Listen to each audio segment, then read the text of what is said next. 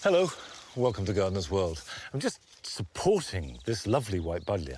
It's flowering fantastically well, but it's grown so lushly that it's falling all over the plants around it, because this year I think I pruned it wrong. I just cut them back by half, thinking there would be a framework and then they'd grow out towards the light and flower better. In fact, what's happened is they've grown early and fast, and the wood hasn't ripened and hardened off properly, hence the floppiness. So next year, I'll cut it back really hard and give it a chance to establish a woody framework. However, I'll try and get some things right for the rest of today's programme.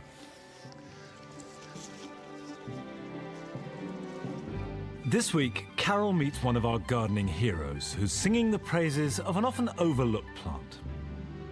Just look at these. They're sunny, they're smiley flowers, and they make you feel happy. And Joe starts a series of visits to some remarkable allotments. This is absolutely beautiful. You obviously got a very keen eye. I try to combine things the way I feel looks good. Yeah. It's like painting a picture for me.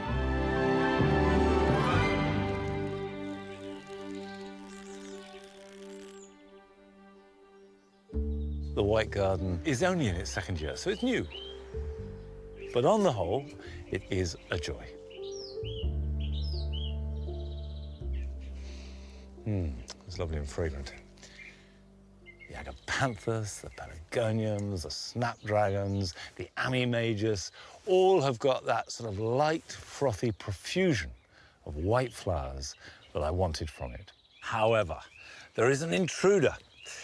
This pink hollyhock is part of a batch of rather delicate white and pink ones that are doing well. But this is either a rogue seed that's got in the batch or has reverted. Nothing wrong with it at all in context. In fact, it would be brilliant in the cottage garden, but it jars with everything else, so it's coming out. That can go in a vase and the plant will be dug out. And I want to start collecting seed from the plants that I do want to keep in here, so that I've got lots of new plants that I can create without spending money. And collecting seed at this time of year is dead easy. For example, this astrantia has got flowers that have gone to seed. And now is a really good time to collect seed, because we know these plants are happy and healthy. We can see what they look like, whereas if you leave it till autumn, they've faded, the seeds are falling, and you won't be able to control the situation so well. And there is no better way of raising plants cheaply, successfully from your garden than by growing them from seed. Now, what you do need to have are either some paper bags or paper envelopes. Really important that they're paper, because if you use plastic, the moisture in the seed head or the stem or even the seed itself will evaporate, collect on the inside of the plastic, and then you can rot the seeds or trigger germination, and they don't store at all well if they're wet. And that's it. It's as simple as that. Now, I could store these till next spring, as long as I keep them somewhere cool and dark. And you can do this with a whole range of plants. Poppies, for example, once the seed heads are dry and you shake it and you can hear the seed inside rattle, they're good for collecting too.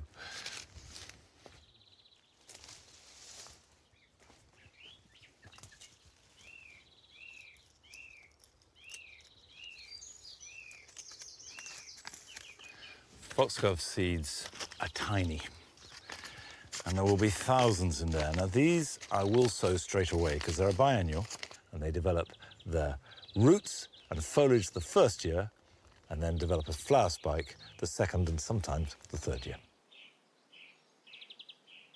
Now, this year, Carol has been visiting people who have given their lives to either collecting or growing those plants that have become icons in our gardens. And this week, she's meeting perhaps the greatest plant guru of them all, Roy Lancaster. And between them, they're looking at one of our most familiar garden shrubs.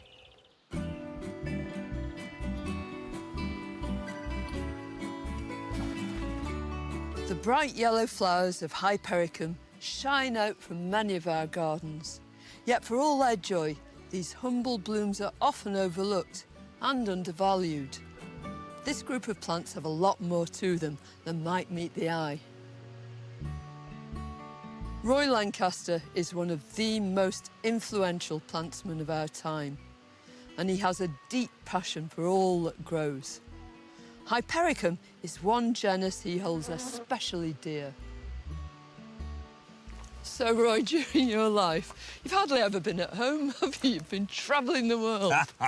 Well, I love travelling, that's for certain, but and it's amazing, you know, how many plants, how many native plants I first got to know when I was a boy, I've seen later on travels abroad. How important do you think it is to find out about plants and where they grow, where they come from?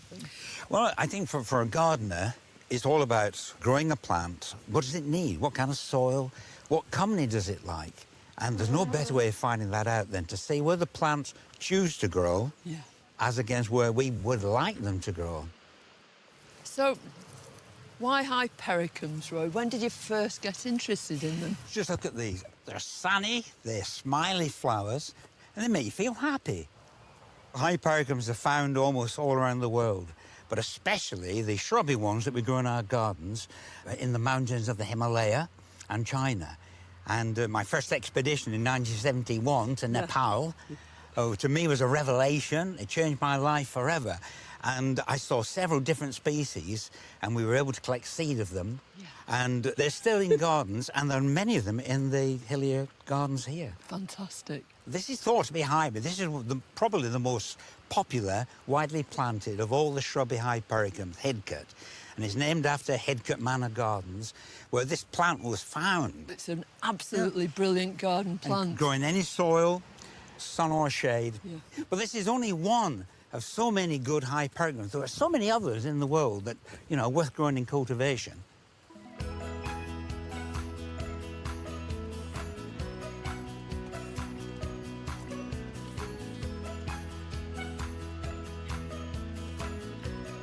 This is one of the best, one of the most spectacular. It has the largest flowers of any of the shrubby hypericums in cultivation, certainly. And it's called Rowallan, Hypericum rowallan. Sadly, it's not the hardiest one. Headcut will grow anywhere, no problem. But this needs nice sheltered, mild areas. Yeah, if you look at this one here, it's the perfect flower. Nice cup-shaped or bowl-shaped. Turn it over.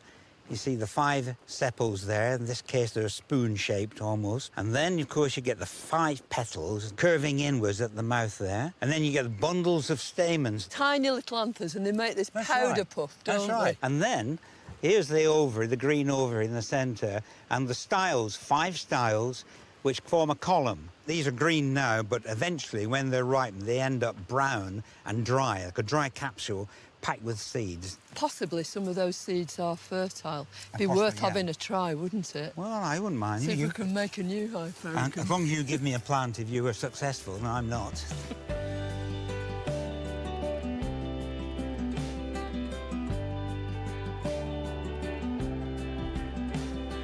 What a beauty! Isn't this something?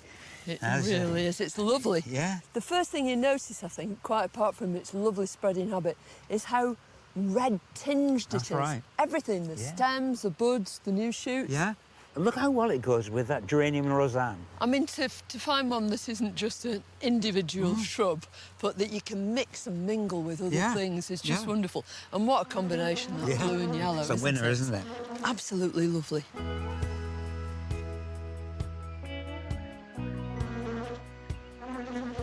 I had no idea what an enormously diverse group of plants hypericums were. What a treat.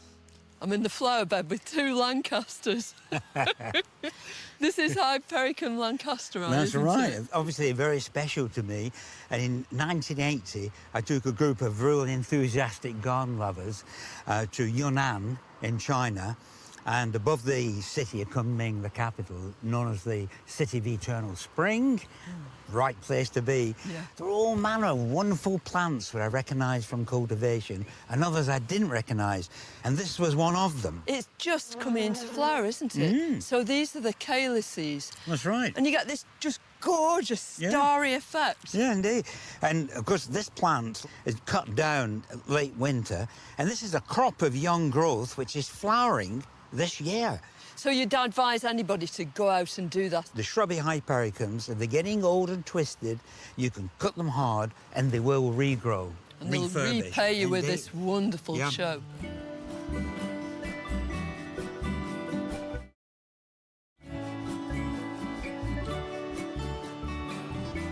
The whole world of hypericums really is waiting out there for gardeners to discover, because so many of them are available now. And really, let's not forget that they are sunny flowers, happy flowers, I think.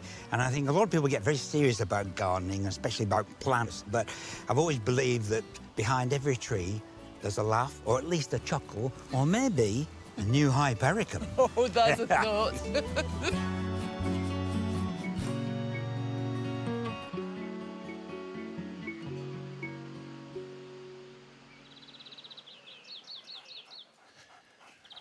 I confess that for years I've thought of Hypericum as being a little bit dull, but that's changed my mind. I shall get some. Now, this, which we call the cricket pitch, is essentially a wildflower meadow.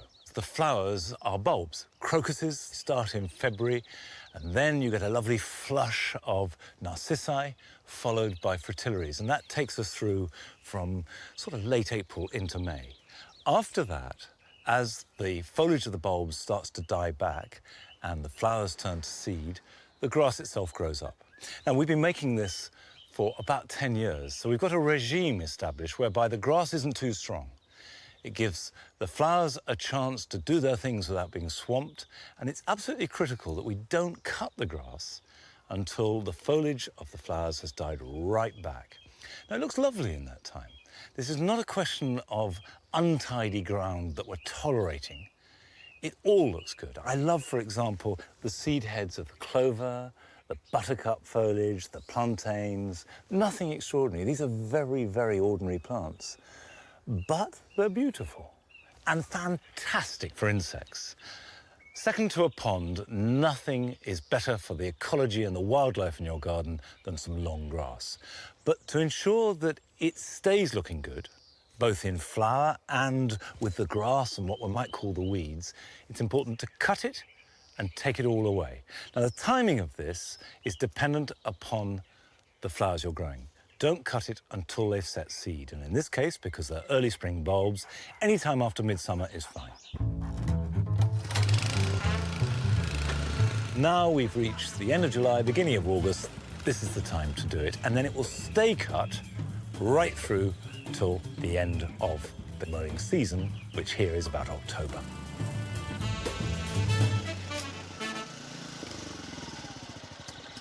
Well, that's the easy bit. Now I've got to rake it all up. And as you rake it up, of course, you expose the fact that a lot of grass is flat and will need cutting again and raking again. But it is essential that you remove as much of the grass as possible.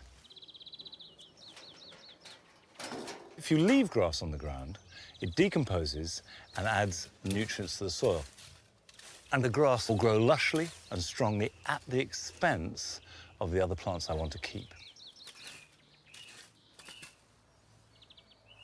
Now, I keep saying you must take the grass away, but where'd you take it to? The compost heap, of course.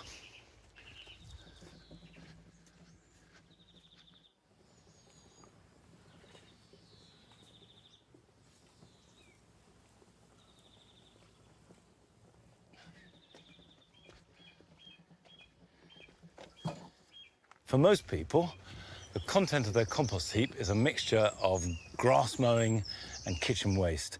And grass mowing in particular can be difficult to compost. I've got a barrow load of grass that was mown yesterday, and if I just rummage around in there, already you can see in the course of one day, if I pull it out, if I start to smear it, it's getting that familiar sticky, horrible, green, puttyish sludge that smells bad already. And that's because it's anaerobic. There's far too much nitrogen. Now, all compost needs to be made up out of green nitrogen material and brown carbon. Grass, for example, has got a high level of nitrogen. But long grass that I've just cut from the cricket pitch, is very high in carbon. And to make that compost properly, I need to add green. So it's a question of just getting the balance. If you've got a lot of kitchen waste and grass clippings, add straw, cardboard. Cardboard is fantastic, by the way. Any brown material from the garden. If you've got a lot of brown material, like long grass, you need to add grass clippings, fresh leaves, kitchen waste, anything that's high in nitrogen. And if you keep that mix well mixed up, it'll compost. Now you can see in here where we have got a good mix, and this is a fairly fresh heap. If I dig in there and pull back, that's generating, I mean, I can feel the heat now. That's generating a lot of heat. There's a bit of everything in there, but it's really hot. It's breaking down. Most of that heat is coming from bacterial activity rather than decomposition. And the way that we encourage the bacterial activity to keep going is to turn it and get oxygen in there. But the most important thing is to get the mix right, particularly if you've got a lot of grass. So I will put this barrow load on the compost heap, like that, and spread it about.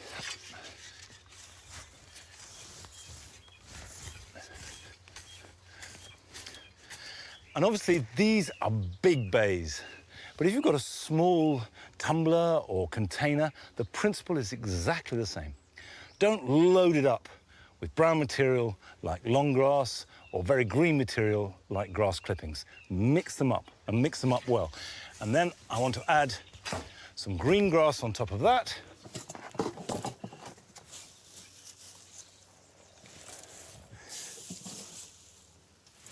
Mix that up.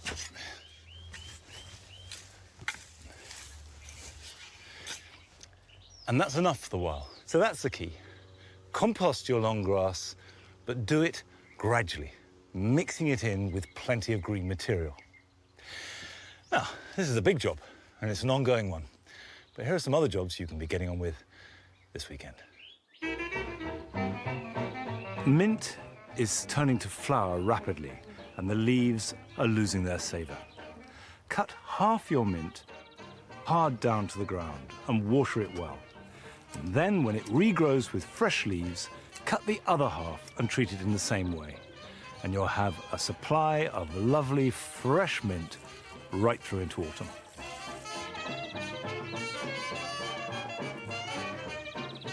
It's time to get winter cabbages, such as these January King, into the ground. Ideally, they'll follow a legume crop, such as broad beans or peas. In a raised bed, I space them about 12 inches apart, but put them a little wider in open ground. Firm them well, and then give them a good soak. And it's a good idea to cover them with a fine mesh netting so that the cabbage white butterfly can't land on them and lay their eggs. Although plants and the soil are very dry at this time of year, resist using a sprinkler if at all possible. And if you must, only use it at night. This is because water will evaporate off the foliage quicker than it can reach the ground. So water directly onto the soil around the roots of plants. And don't just do this lightly every day or so, but far better once a week to give a plant a really good soak.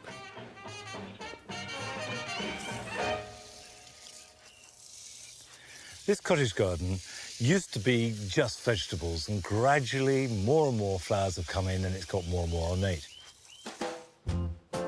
It's something that gardeners everywhere are doing, breaking the mold of traditional rows of vegetables and adding a splash of colour.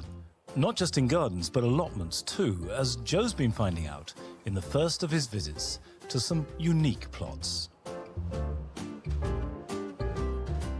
If you want a bit of peace and quiet, there's nothing better than heading down to the allotment and doing a spot of gardening. And they're still incredibly popular, with more than 300,000 in the UK. But I'm on the hunt for some of the more unusual ones.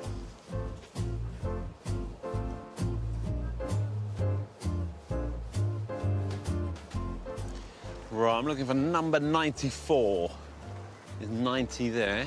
It's not down there. 94. It's an allotment.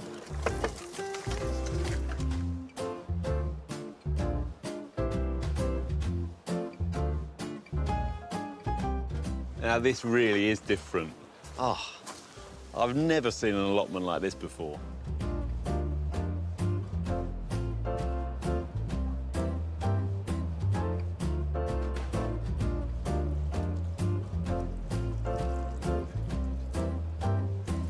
Hi, Chris. Hi, Joe. How you doing? This is absolutely beautiful. Thank you. I would never expect to see it here. But it's not No. an allotment, is it? A lot of people say that. It's very unusual. Basically, I wanted to create a garden for myself because I never had a garden, and I just wanted to create a nice space for myself to come and relax and enjoy. It draws you in, doesn't it? I mean, the door's great, but then actually when you get to the front of the garden, you just see, well, ornamental planting, and it makes you want to explore. Is that the whole idea? Yeah. That you really want to get in amongst it? Exactly. I wanted people to be seduced by the garden, really. Yeah. So you built the boundaries up then, didn't you? Yes, I did. I had the benefit of having a wall on the other side, which created a lot of protection from the elements, and I put a fence on the other side to put my climbers up and also create that seclusion. Yeah, and you've got a wonderful selection of plants here. You obviously got a very keen eye, a very good eye, and a real plantsman at the same time. Yeah, I try to be. I do know my plants, but I know what I like, what I don't like, and I try to combine things the way I feel looks good, like, because I've got an artistic background, so Yeah. it's like painting a picture for me. I think I've always liked the Mediterranean look, so I try to put elements in within the garden that remind me of home and the Mediterranean and the sunshine. Where are you from originally? I'm Greek Cypriot, so I'm from Cyprus, so Okay. that's where my roots are. And were you born in Cyprus? or Yes, born I over was. I was born in Cyprus. I came here from the age of 6. here? Do you actually grow any edibles here? Yeah, I do. Oh, you got a fruit. I can see a couple of fruit trees, but on the whole, Well, the it's whole idea ornamental. was this bit is to just be my ornamental part of the garden, but then when you go through my arch here, it totally changes, and I've got all my edible stuff up there. Lead on. Let's go and have a look then. Follow me. Yeah. I do like the way you've divided it up. And it just goes on forever, doesn't it? Well, you got some fantastic figs. Smothered in fruit, isn't it? I Really know, big it's fruit as well. Really good, very good cropper. So it shows you what a microclimate you've got in here Yeah, then, and what you definitely. created. And in Cyprus, they have a lot of figs in Oh, Cyprus? figs are a main fruit in Cyprus. I mean, we love our figs. Yeah. Just we eat them straight from the tree. Yeah, lovely. And this thing is my Sharon fruit, which not a lot of people know about because they think that because being a tropical fruit, they think it needs to be in a tropical climate, but they're hardy down to -15 in this country, so they're very, as you can see, it's quite prolific.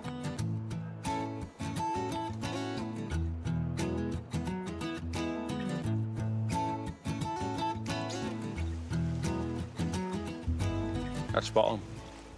You don't mind, do you, Chris? No, of course not. Good.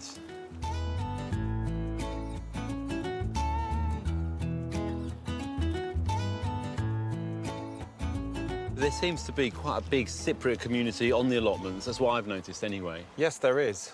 They tend to choose to have allotments in this country because they've got restriction with their garden space for growing stuff, so they tend to go for allotments so they can grow a lot more variety of things. Yeah, is it because they want to grow stuff that, that you can't get in the shops necessarily? Well, you can get them in the shops, but it's just more expensive, so if you can grow your own, and it's always nicer when it's fresh, straight out of your garden, you know, it tastes better. Yeah, you must produce so much here. I mean, more than you can eat. Definitely. What do you do with it all? Well, most of it, I give away. I give it to my family, my friends, and also some of the plot holders here.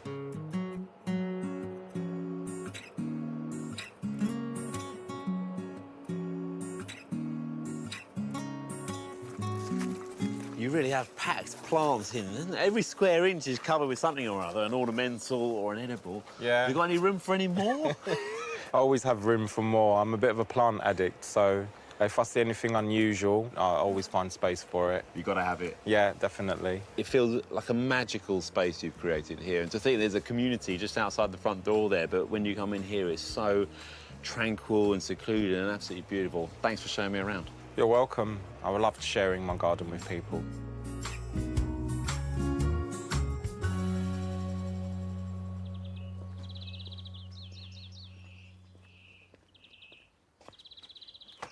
Now, it's summer pruning time for fruit, and I know that this can confuse people. Why do you do it? When do you do it? How do you do it? But actually, it's very basic and simple. If you think that pruning in winter promotes growth, prune hard in winter and it'll be followed by lots of what's called water shoots, new growth springing out. Pruning in summer restricts growth and stops it, which is why summer pruning tends to be restricted to trained fruit, espaliers, cordons, fan shapes, or, as I've got here, step-over apples. These are very simple, but if I left them unpruned now, they would quickly lose their shape. So the first thing I want to do is get rid of this year's new growth that isn't part of the very basic structure, which is one stem and then two side arms, if you like, growing out along the width of the bed. So I remove that, not taking it right back down, but leaving a couple of leaves. So put that there. And the reason why I'm leaving a little bit is because I want a spur to form. I want fruit to form. And by cutting it back, that will encourage side shooting, which will be spurs. Good example here of strong spurs coming off and plenty of fruit. And these are quite young. But in time, these can be absolutely laden with fruit. It's a very good way of growing apples with hardly any space taken up at all, and they look decorative.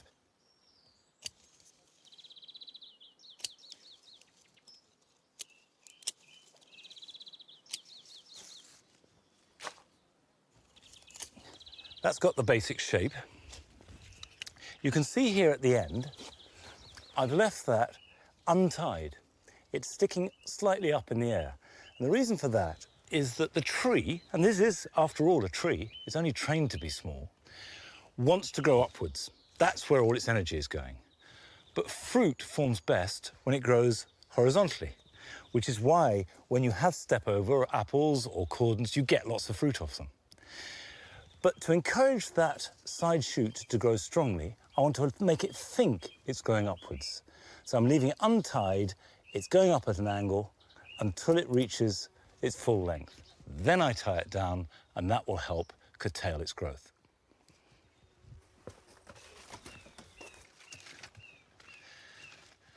Well, that's it for today. I'll see you back here at Longmeadow next time. Bye-bye.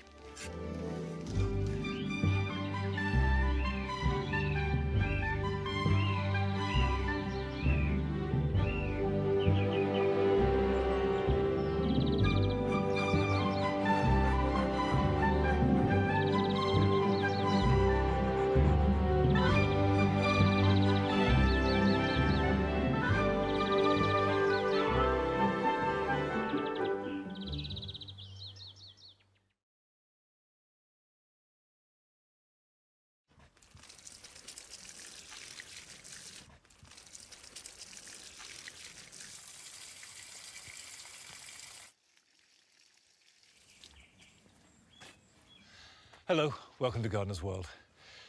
By August, any pot, however rich the compost mix, will be feeling pretty exhausted if it's had to produce a really vibrant display. Now, obviously, you want that display to keep going on for as long as possible. So now's the time to start feeding all your containers.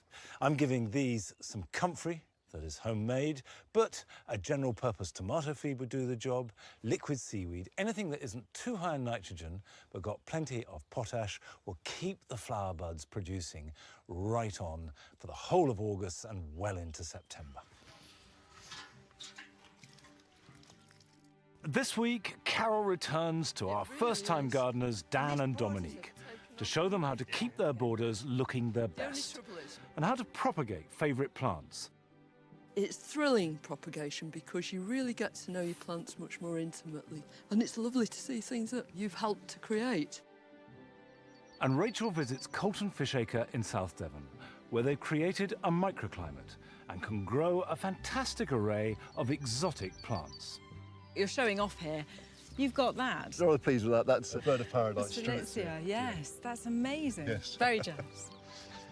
And I shall be doing some hedge cutting and harvesting the ingredients from the garden to make a delicious ratatouille.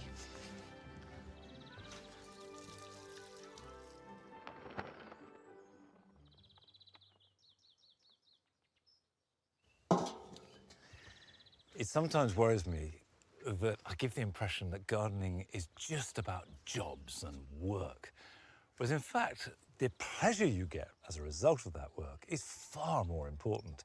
And if ever there was a moment when you can just revel, it's August. The garden reaches a kind of state of ecstasy. And the best thing to do is just go along with it. That's partly due to the year we've had. It's been fantastic for all the plants like the cannas and the dahlias and nasturtiums that love warm weather. And just to walk around every morning looking for the new flowers, looking for the new colours, accepting them in, realising that they're transitory. So therefore we really need to make the most of it, is to me the greatest fun in all gardening. I just noticed, talking of cannas, that this is Australis. It's worked its way up through this weeping pear. So you have canna, weeping pear, and the clematis all growing together. There you have a combination which I couldn't possibly have planned.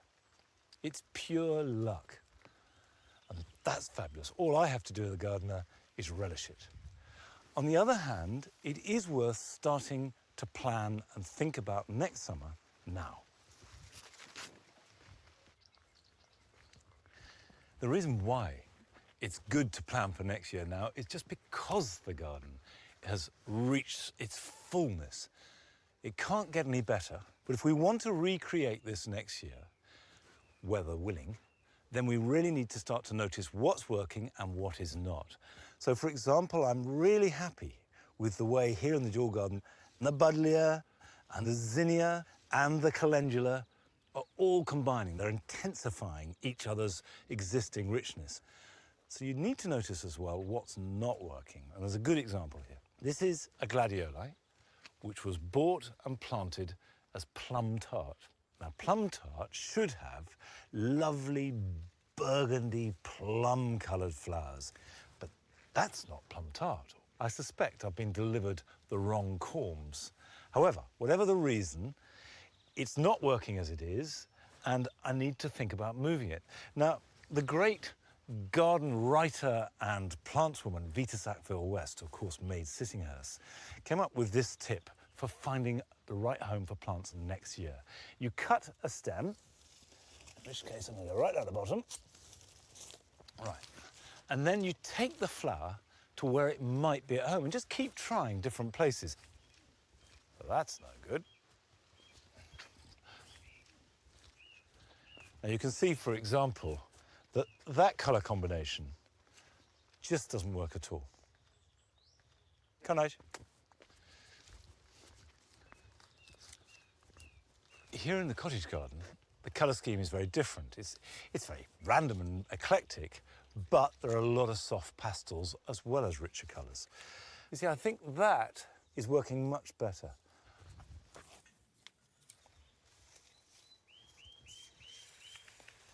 I've got a little bit of string. Now, as long as that holds for the rest of the day, that's plenty. And immediately, that looks much more at home to me. And going around the garden, just making delicate readjustments by cutting flowers and moving them to a potential new home is a very good way of planning for next year. But of course, another great way is to get out, go and visit other gardens, get inspiration and ideas from what other people are doing. And there are thousands open at this time of year. The RHS, for example, as well as their main gardens, have over 140 partner gardens. And Rachel went to one of them, Coleton Fishacre in Devon, where they created a microclimate, which has enabled them to grow an extraordinary range of plants.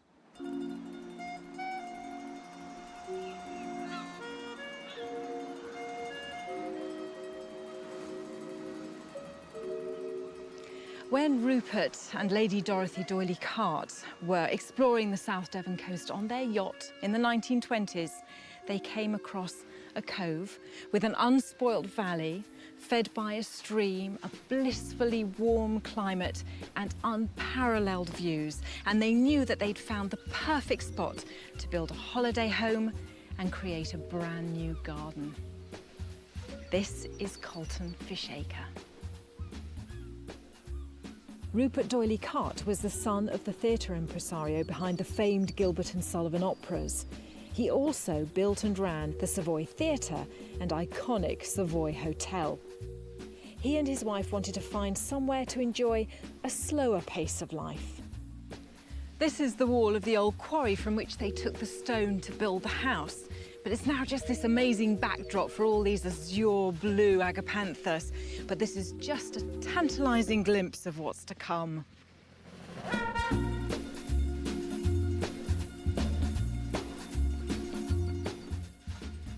While the house was being built, the D'Oyley Carte set about creating their dream garden.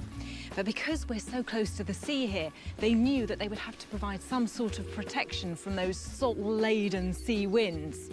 And so they planted a shelter belt, these trees along here, the pines, the home oaks. And by doing so, they created a microclimate, which was absolutely perfect for growing the tender and exotic plants that they loved. Senior gardener Martin Pepper has the enviable task of working in perhaps one of the most idyllic settings I've ever seen. I do love the way that you've got the house there just sort of really nestling in all that greenery. How important do you think was making a garden to the D'Oyley Cartes when they arrived and they saw this plot of land? They were both keen gardeners. They kept plant records with some of their records, so we know the sorts of plants they liked. And they said, the phrase we latched onto is they're quite dynamic and experimental in their planting, so we feel we can follow that to a certain extent. Lady Dorothy liked pastel colours, and so we planted this up with a mixture of hardy and half-hardy perennials. And as you see, I think Lady Dorothy would have liked it, and it's worked very well. This dahlia is the one that's immediately caught my eye. That's Dahlia Murkii, and it's very graceful. It does really complement the borders. And also lots of salvias in this plant. We do like to grow salvias. They last well into the end of the season. This will still be giving good colour at the start of November. And I have to say that these soft pastels, these are exactly my kind of colours. I feel very at home here. But what about Rupert? Did he share his wife's taste? No, Rupert liked hot colours and jazzy colours. Something completely different. Something completely different.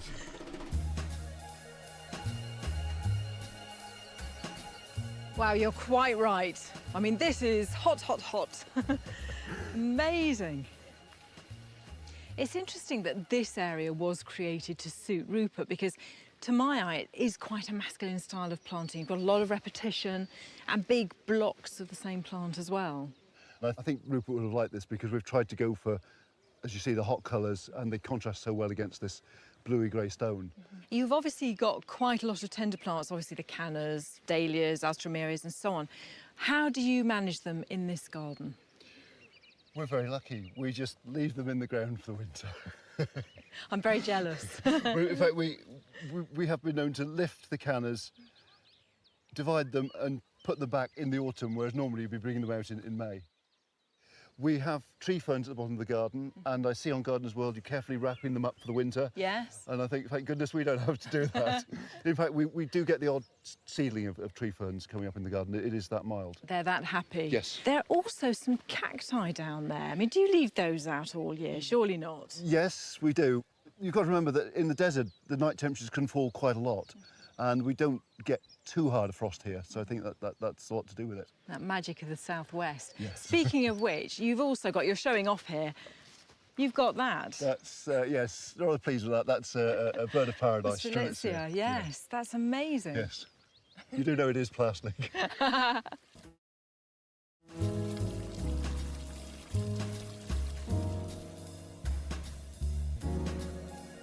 By designing a garden from the outset to offer protection to a huge range of plants, there are some absolute treasures here, like this Tigridia. which is a member of the iris family, comes from Mexico. And I have loved seeing a completely different palette of plants to those I grow in my own garden. But the only danger with seeing gardens like this when you're on holiday is you may not want to leave.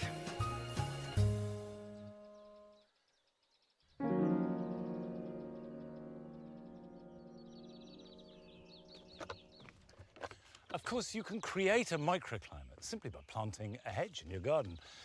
And if you know your garden well and know where the winds blow or the cold corner or even the particularly sunny spot, you can plant your hedges accordingly and create an area where plants would otherwise not thrive, and they will do very well for you. But if you've got hedges, you must maintain them, and now is the best time to trim hedges. You want to leave it till well into July so that nesting birds can finish raising their broods, and sometimes they can raise as many as 3 in a mild year. So don't be too soon for that. And when you're cutting hedges in summer, the idea is to trim them. You're not trying to dramatically reshape them. So you can see that a trim hedge tightens everything up, sharpens it. It's sort of like ironing a shirt, which you might say is rich coming from me. But apparently other people iron shirts and it looks smart. And by cutting them back at this time, it keeps it crisp right through into winter. But the important thing is just cut off the new growth. And actually, if you cut too hard, the hedge can look very bare and it doesn't regrow before next year. When you prune in winter, you can cut back as hard as you like, right into old wood, and that will shape it, and then the new growth will come from the point where you cut. So essentially, you trim in summer and cut in winter.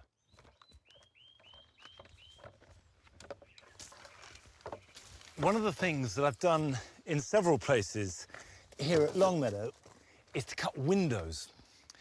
The point of it is to see through something that adds to the garden. It's a borrowed view. So the first thing to do is to recover the cleanness of the view and the outline by trimming it up.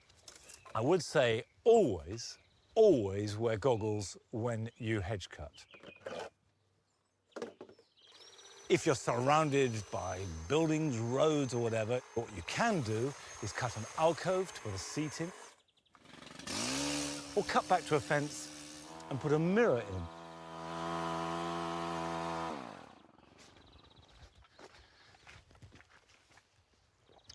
It is important, if you're cutting something fairly precise, to keep standing back and having a look. I can see I've got a wonky line there. I need to straighten it up. The point is, you're putting your attention onto making the hedge into something interesting and beautiful, rather than just seeing it as a backdrop for other plants.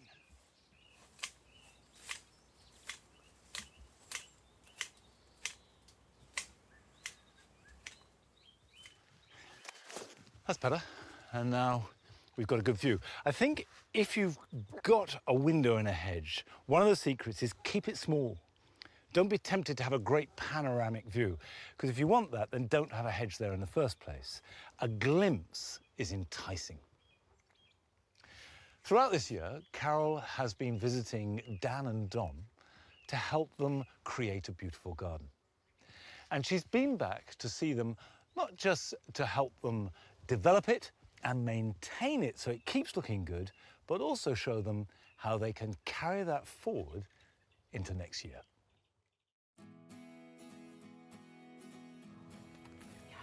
Dan and Dom have been enjoying their new garden to the full. They've created a place to relax, to grow food, entertain, and have somewhere safe for their daughter Finna to play. Their hard work has really paid off. But looking to the future, to maintain their successful start, there's always going to be work to do.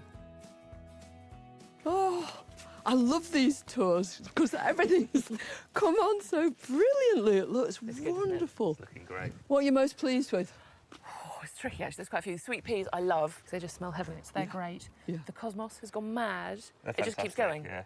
Look at your Rebecca just coming It's out. about to go, isn't it? I mean, Look at the prospects in store, these asters. And this, do you remember when we brought that from the garden centre? He was little, and it's been in flower ever since. Well, it's a perennial wallflower, Erysimum bulbous mauve, so it does really do what it says on the packet. It keeps on going. But you get to this stage when you think, well, what am I going to do? You know, all the flowers are They're all at the slowly top. migrating up, aren't they? Yeah. So it'd be a good idea to take these out, I think, you know, just go for it. But at the same time, you can make some cuttings and make some new plants. Take it right down as far as you can. So material for your compost heap. Oh, yeah, nice. And do that with a few of them, and that will expose some of the shoots that are going to make the very best cuttings material. Ideally, you always want a shoot that's not going to flower. That one there? Yeah, that looks perfect. Just use this plastic bag to help them retain as much moisture as possible.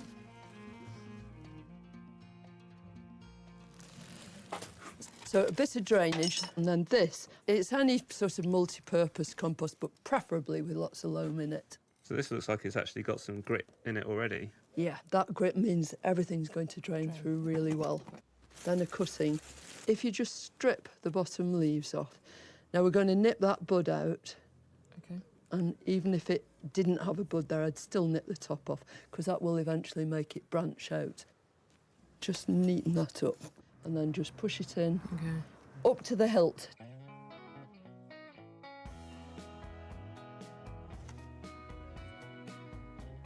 That looks the best one. Now, last stage is to just put some grit on the top. Okay. It's to keep weeds out, and it's to stop these rotting. Right, so it wants one really, really good drenching now. I think it's rather wonderful to have the prospect of all those new plants to fill your garden with next year. But meanwhile, there are a few problems that need dealing with, and there's no time like the present, really. Weeds. Yeah, quite apart from aesthetics, the reason for getting rid of weeds is because they compete for resources. So it's a great idea to stay on top of them, get rid of them when you can. There's two sorts of weeds, basically. Annual weeds, if it's something that you can easily scrag out, and it seeds furiously very, very quickly. It's almost certain to be an annual. But then there are perennial weeds, and they're the real baddies. Okay. Dandelions, docks, you've got them. Got all those, With them, you really have to make sure that you remove all the root. So if you just look in a little patch like this, I mean, you've got bittercress down here that's already seeded. So that's an annual there. That's an annual, yeah. Now, this is an annual, very handsome one. Yeah, it's cute. It's a willow herb. Here's a good example of a perennial weed. This is creeping buttercup, and it's already started to do what it says. So you want to get that out, get the crown of the plant out, just with a little fork or something.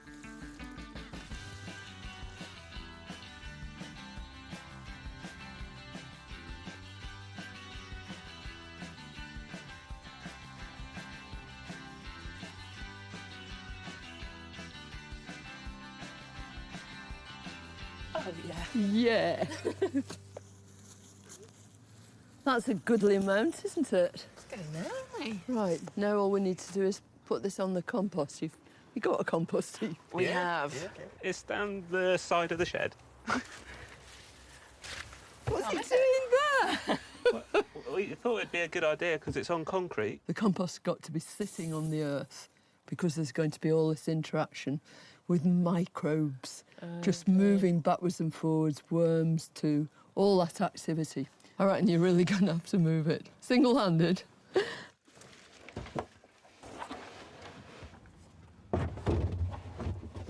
What do you think? Little to the left? No, it's fine. We're in danger of using it there as well, which is quite good. Yeah. So I think all the stuff that was in it before can go in. And that's great, because it's always good to turn your compost heap. And I think the thing is, when people have tiny gardens and they've just got grass, it often turns into a sludgy mess. So it's a great idea if you're in that situation to include lots of newspaper screwed up, pieces of cardboard, to introduce more oxygen and get the grass to rot down. I kind of feel there must be a load more stuff that we're currently not adding. I mean, it gets the chicken stuff and it gets... The grass clippings. Any kind of vegetable waste and any kitchen waste, as long as it is on the vegetable side. All good stuff, all grist to the mill. So you'll do more weeding? Yeah. I'll go and sort out the compost. Right. I know what I'd rather be doing. Right, me too. Yeah, Come me on. too. The summer garden's looking really good, but next time I'm taking Dom and Dan to visit a garden that celebrates autumn in spectacular fashion for inspiration to get some autumn interest into their own garden.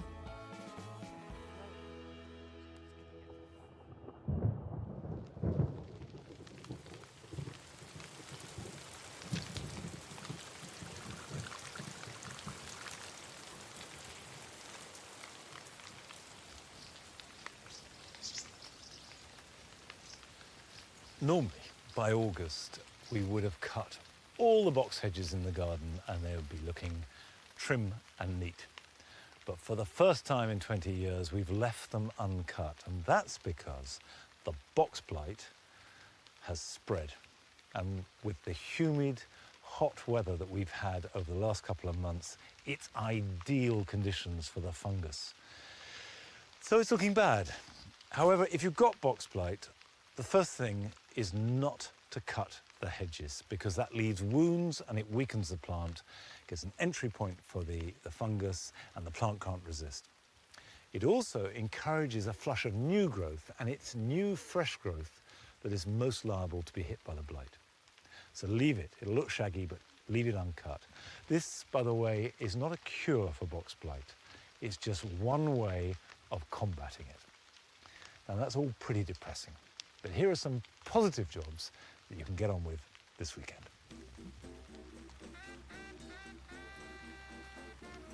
If, like me, you took lavender and rosemary cuttings earlier in the summer, they should have rooted, and it's time to pot them on.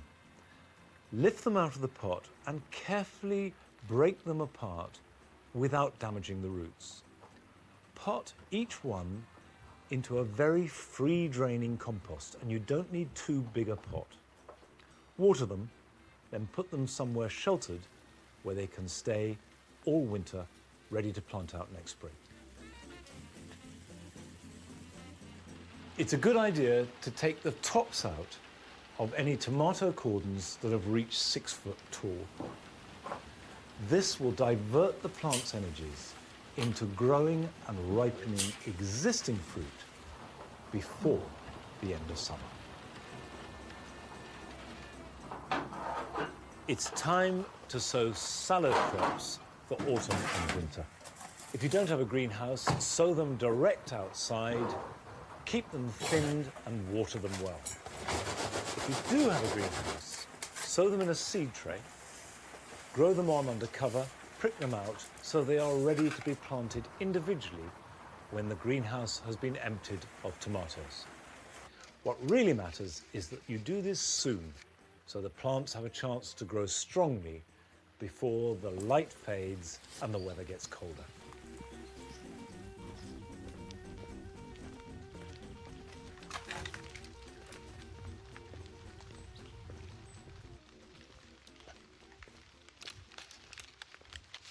Once you get to August, there is a tendency to have masses of lettuce and then it can all bolt and you suddenly find you haven't got any at all. And the secret is just to have a constant supply. Some you sow, some that are seedlings, some that are ready to be harvested. So there's a gentle overlap and relay sequence rather than a glut. And as well as sowing some, I've got some seedlings here that were sown about 4 weeks ago, although you can still buy them. This is a salad bowl type. Now I'm planting these about 9 inches apart, and they're a cut and come again variety. If it's a mild winter, in fact, they could stay in all winter and they'll regrow again next spring.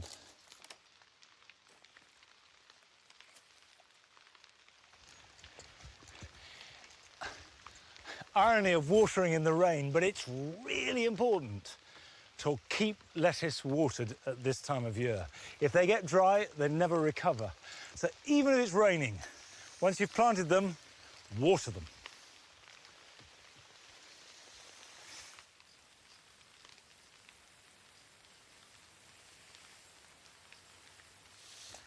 Right, they've had a good start in life and they should be ready to harvest in about 2 to 3 weeks' time. But I've got a good selection of vegetables that are perfect right now. It's been a really good year for courgettes. I've got two types in here. I've got a green one called Black Beauty and a yellow or golden one called Gold Rush. To be honest, they taste pretty similar to me, but they look lovely. If you want to keep courgettes going, keep cutting them. That will provoke new flowers and therefore new fruits. Leave them to develop. And this time of year, they'll very quickly close down and you won't get any more. Courgettes, the first ingredient.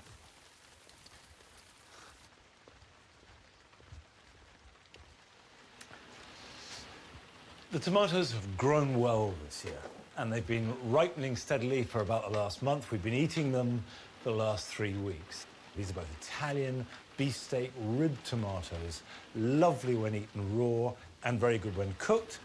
And we've got Gardener's Delight, familiar cherry tomato. Again, great raw, but I like to cook them too.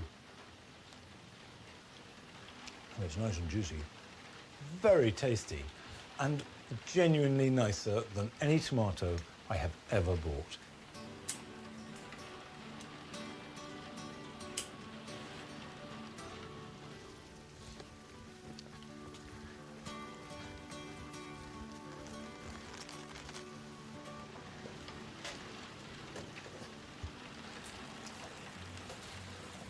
Got a few chilies, some garlic, now for some beans.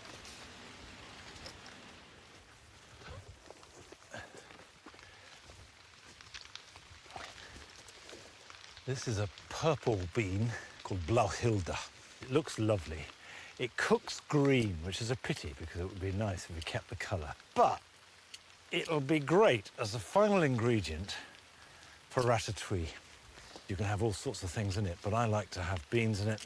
Definitely tomatoes, courgettes, a bit of garlic.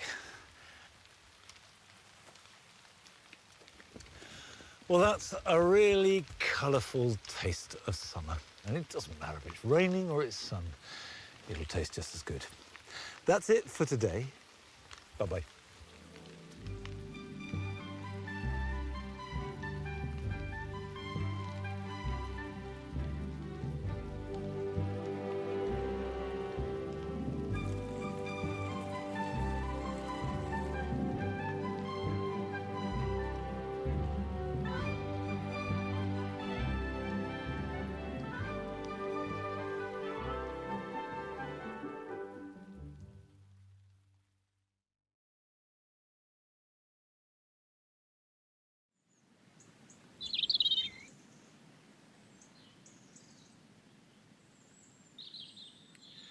Hello, welcome to Gardener's World. Now, it's bank holiday weekend, which is always a good time to get some real gardening done. But it's also time to get out of the garden and go and visit places to see what other people are doing. And I've left Longmeadow and come to Essex to visit the RHS's garden at Hyde Hall.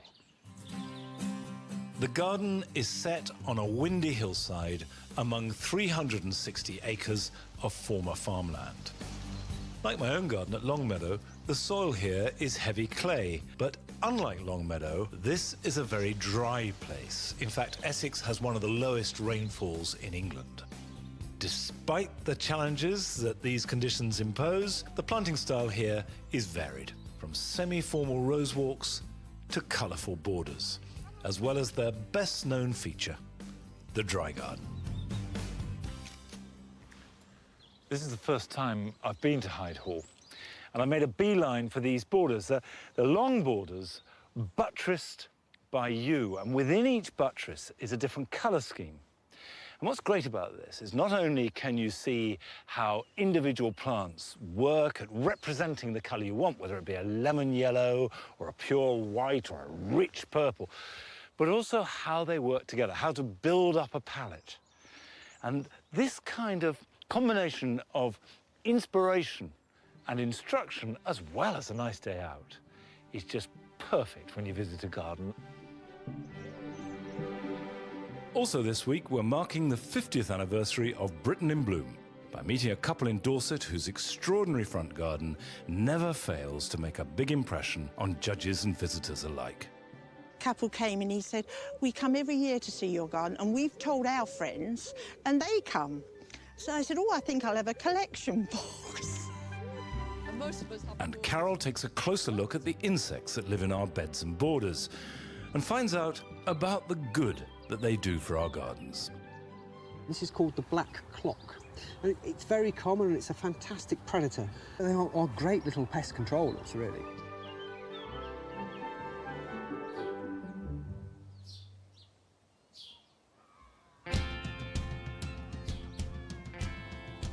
The gardens at Hyde Hall began in 1955 when Helen and Dick Robinson bought what was then a working arable farm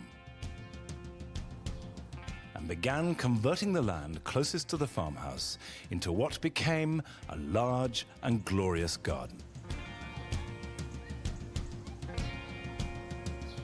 In 1993, the Robinsons donated Hyde Hall to the RHS. Now, the Robinsons were compulsive plant collectors, and this area is known as the Robinson Garden, with a wide, even eclectic range of plants that reflects their abiding passion.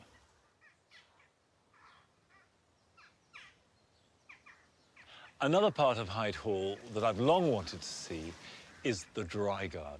Of course, I do have a dry garden at Longmeadow, but it's small and not at all typical of the rest of the garden. But this is enormous, and it's a given. They can't change it. It's on top of a hill, it's completely exposed, and a really good example of how you can turn a situation which might seem to be a problem into a distinct virtue. Gardens of this size need a guiding vision, and this is provided by the curator, Ian LeGros, who has worked here man and boy. I know that this is a very dry place. Yeah. But making a dry garden like this wasn't just a question of bunging in plants that are vaguely suitable, was it? No, there's a little bit more to it than that. Ideally, southwesterly facing aspect. And also, we have to make sure that you get the winter wet away. Right. So there's a lot of a drainage pipe along the pathways, the rocks, and underneath is hardcore. And then there's about 400 millimetres of topsoil that we've mixed with sharp sand and grit to about 50%. And do you ever water it? The only time you'll find us watering it is if we've replaced something, renewed something, or any sort of new plantings. And then it's watered for about 6 to 8 weeks till it's established. And then after that, it's pretty well on its own. The mulching helps with the stones. Yeah, I notice you're mulching with pebbles, yep, which of course keeps it nice and cool underneath. It does, yeah. It almost becomes sort of self-irrigating on the bottom of the Right. stones. The moisture builds up and then it falls back into the soil. You have a wide range of plants that are thriving. Yeah, we do. Which are your favourite at this time of year? Not only this time of year, but it's been flowering for absolute ages. Salvia ulignosa.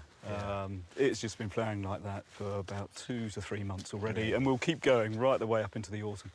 Lovely. Lovely, lovely plant. And what is it you'd say characterises Hyde Hall? Because every good gardener has a special feel, something that is sort of turns the key to its door. Yeah, I think for me it's always been the atmosphere of Hyde Hall. It sits on this sort of strange clay hillock in what was reportedly sort of flat Essex. But it isn't. A lovely rolling landscape going out. And it's a garden that can talk to its landscape. And some of the views... What do you mean by talk to its landscape? Oh, it's the way even the dry garden goes from quite extensive level changes in the early part. But in this latter part, it just gently rolls out, which is significant of the hills you can see rolling off into the distance there. And do you think that people coming here are getting that sense of, I'd love to do this, I'm going to have a go? I do hope so. And yeah, you do see lots of people asking the gardeners questions, and hopefully they're sort of inspired enough to go home to try to reach a level of success, but enjoy the journey.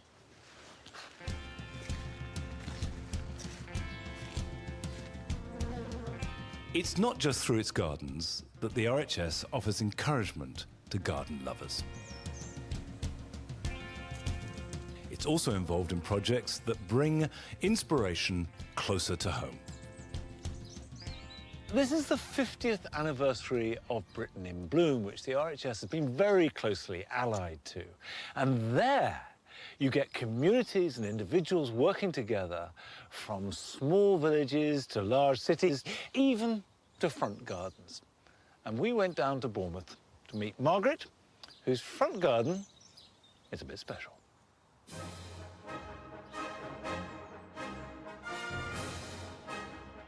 My theme for this year is the red arrows. I've chosen it because this year is their 50th display season and they come every year to Bournemouth. And so I thought, why not? I've chosen these colours because obviously red, white and blue. The red is for the arrows. This is representing the plain, and the white and blue are the stream they throw out in the sky. And at the bottom, I tried to make the rings, and my hubby made the flags to make it look more like a plane. But obviously, I wear them out watering, and he has to replace them. If you have a theme, it's more fun. It all started with the Olympic Games. It was such an obvious thing. And then, because once you've done it once, then people going past say, well, what are you going to do next year? The part I suppose I play with Margaret in the garden is I do not do flowers. I'm just not into flowers. They're lovely, but I don't have the patience for that. But what I do is what I would call the mechanical side of gardening.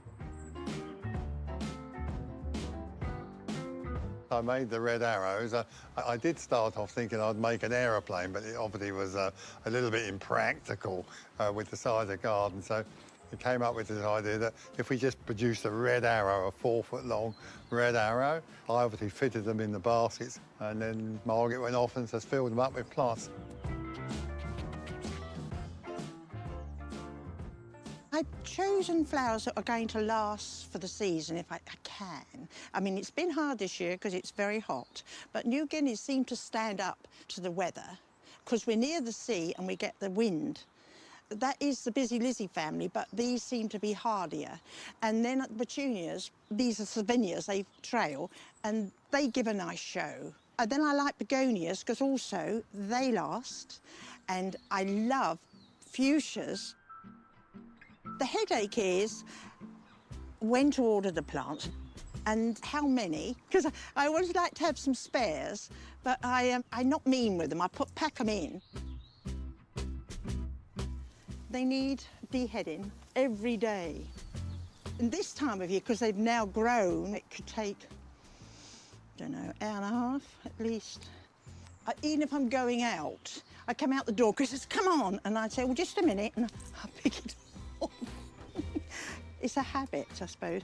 Because when I look at them, I look and I think, like, oh dear, that's got to come off. Do I think Margaret's obsessed with gardening? Yes. But she does love the gardening. I mean, she spends hours and hours. I mean, most people will be bored out of their mind, but Margaret goes out there and she's picking the dead heads off, and she's out there watering till it's dark, you know. I yell out the door, Margaret, trying to find where she is, and she's hidden somewhere down the garden. But she loves it.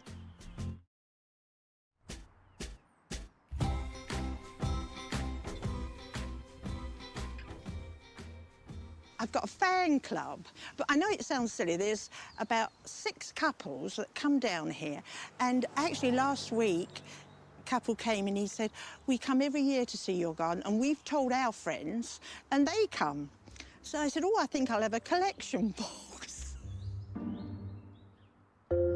When we know the judges are going to come, Margaret is on tenterhooks.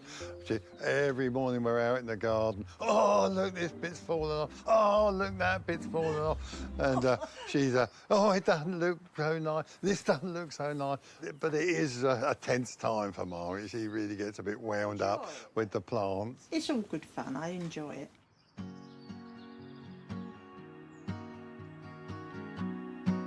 I've won lots of awards for my garden, but the ones I'm most proud of is the best garden for the whole of the southeast of England. That's from Poole right way down past Brighton. I've had that 2 years running, and keep your fingers crossed. There's no such thing as second.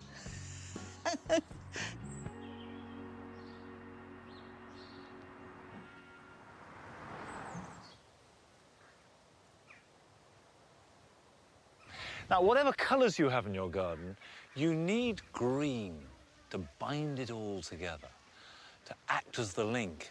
And of course, grass and lawns do this practically better than anything else.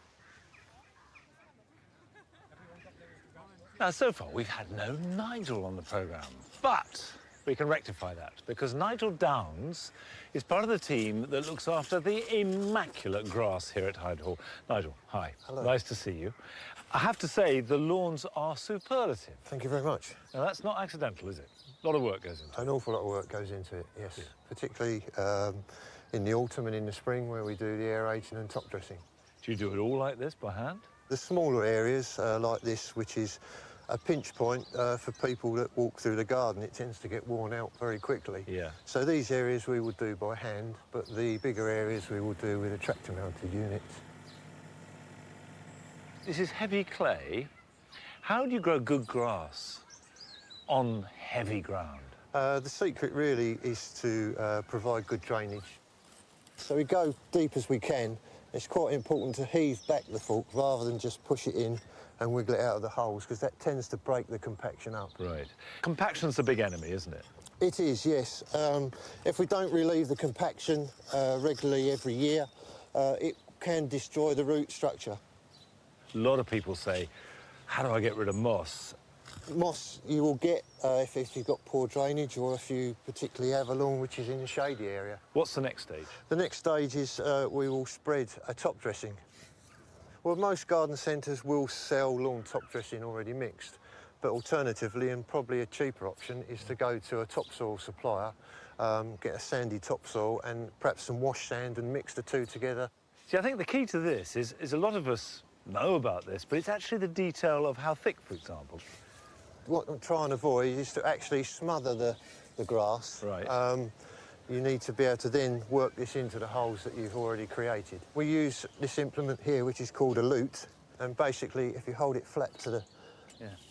And just gently work it across, and you'll see it start filling up the voids and filling up the small undulations in the ground. Can you buy these easily? You can get them, yes. I mean, most of the big garden centres, if they don't stock them... So if you go into your garden centre, can I have a lute, please?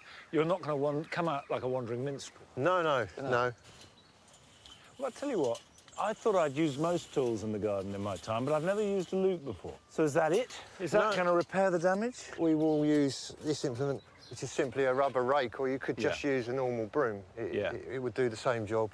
Now you can see the grass leaf coming through the actual top dressing. That's looking nice, isn't it? Yeah. I'm often asked, as I'm sure you are, what is the secret of the perfect lawn? I think the secret, I'd say aeration, aeration, aeration. Get some air into the soil. Brilliant. Thank you very much indeed, Nigel. Thank you. Now, here's another secret on how best to enjoy good grass. Take your shoes and socks off. And when you've done that, here are some other things you can be getting on with this weekend.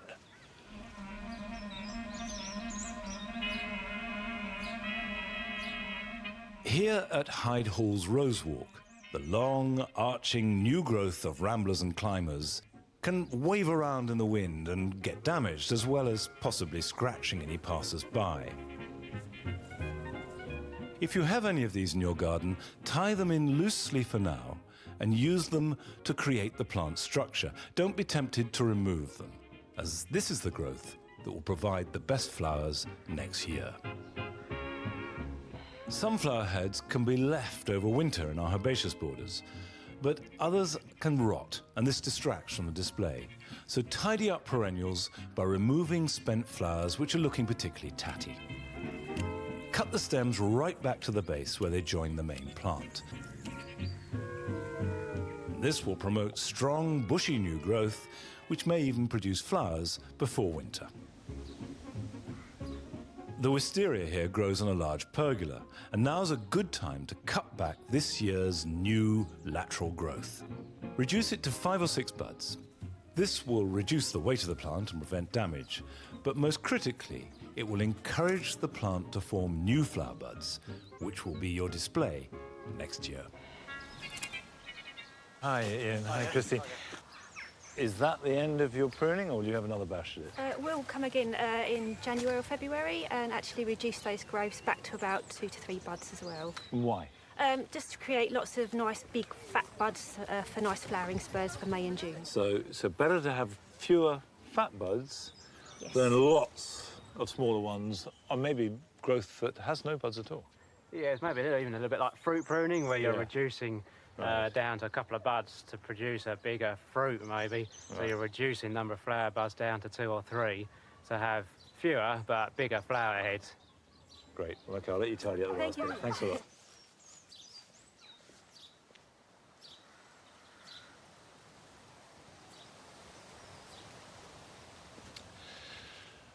As part of her series looking at wildlife in our gardens and how to attract it, Carol has been to RHS Wisley and looked at the long borders to see the interesting and actually really important forms of wildlife that they contain.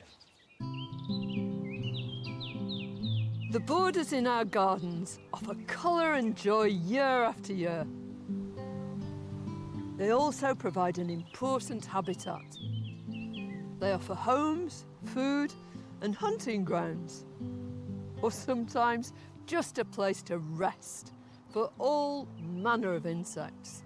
But who are the creatures amongst our flowers? And are they friend or foe? RHS Wisley has some of the most famous flower borders in the world. Andrew Salisbury is the senior entomologist here, and he's been specialising in the insects that visit our gardens for 16 years.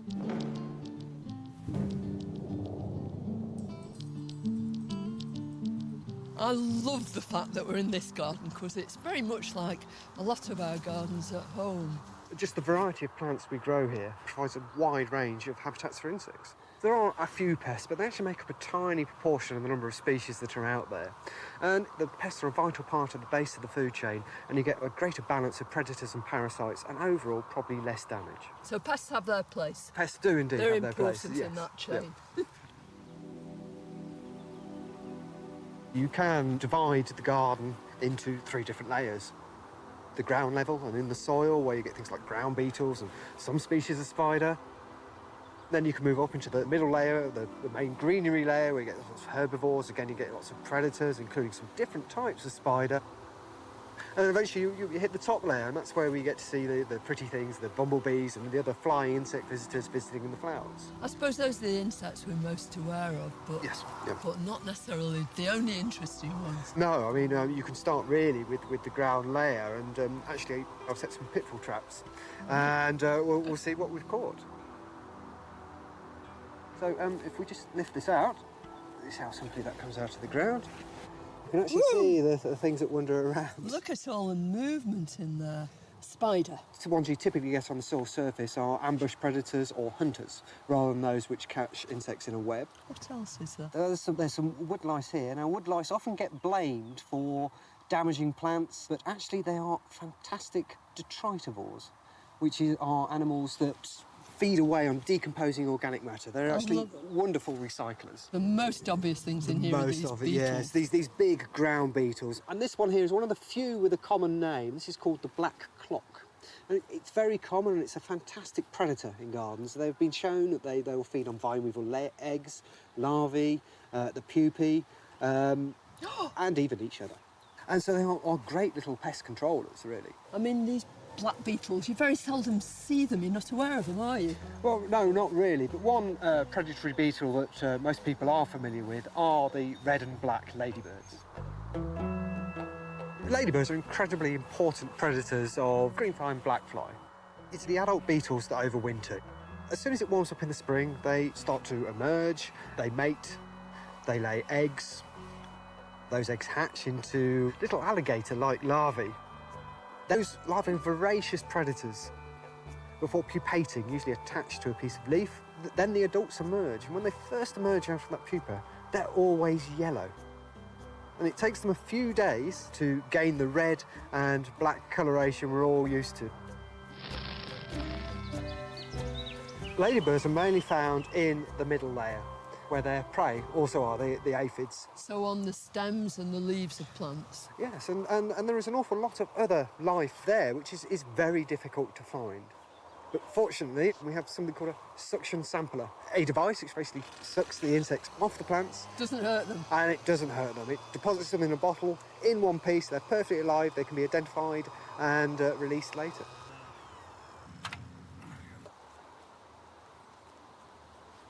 There we go. So, what can we see? Now, what we have in this corner here is the young stage or nymph of one of our predatory bugs. These things wander around and they have sucking mouth parts, and they'll grab their prey and literally suck the life out of it. Yeah. Was that very beautiful iridescent thing? Now there we have a shield bug nymph, one of about 20 species, and most of them are plant feeders. With these herbivorous insects, are they fussy about what they feed on? Do they have to be native plants? Some insects are very fussy. Others feed on a wide range. Yeah. But there are others which are more or less specific and feed largely on native plants. The elephant hawk moth is an interesting one. Its host plant as a caterpillar are willow herbs. Yeah. But in gardens, they have come to like fuchsias, which of course is a completely non-native plant to the UK. Comes from South America. Yeah. And the caterpillars thrive on it. In late summer and early autumn, when fully grown, these caterpillars will drop down to the ground and find a place to pupate. They can wander some distance from their host plant before they actually go into the soil, and they'll spend the winter as a pupa, emerging as the adult moths in spring. They will then feed on nectar and pollen from flowers before they mate and lay their eggs on suitable host plants. These eggs hatch into the caterpillars and the life cycle begins again. Through its development, the hawk moth actually lives in all three layers, doesn't it? Sometimes in the ground, sometimes on the middle layer, but when we notice it most. Yeah, is when it visits flowers, and it is one of the pollinating insects. It's this top layer that's so important, isn't it, to all sorts of pollinating insects? It is, yes, and just the sheer range of flowers we have up there attracts different things. The honeybees, the bumblebees, the solitary bees, the hoverflies. And all those beautiful butterflies. And the butterflies visiting our flowers. And of course, the greater variety of flowers we have, the more of these insects we'll see. A mixed border really is exactly that. The mixture of plants provides a wide variety of habitats for a huge range of insects. Not only is it full of fantastic looking plants, but it is brimming with insect life.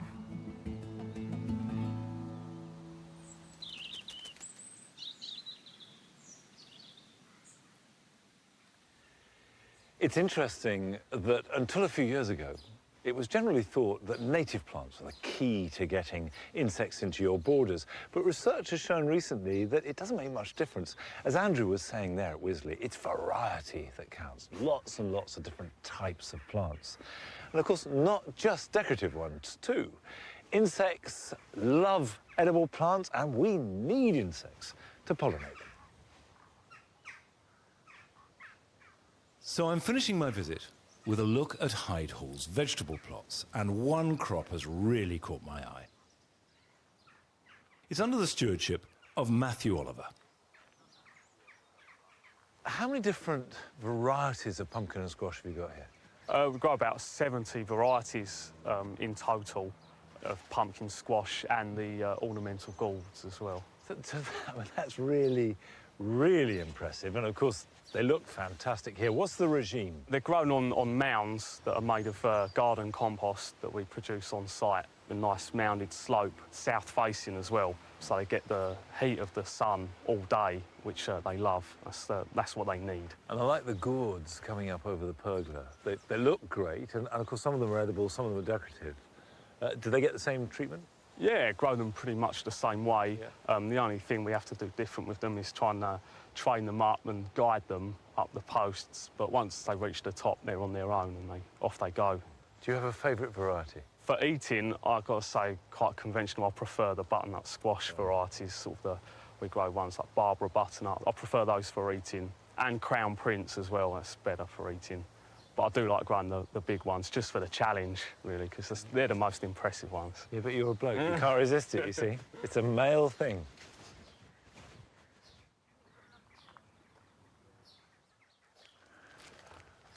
I am so impressed with your melons. Look at them.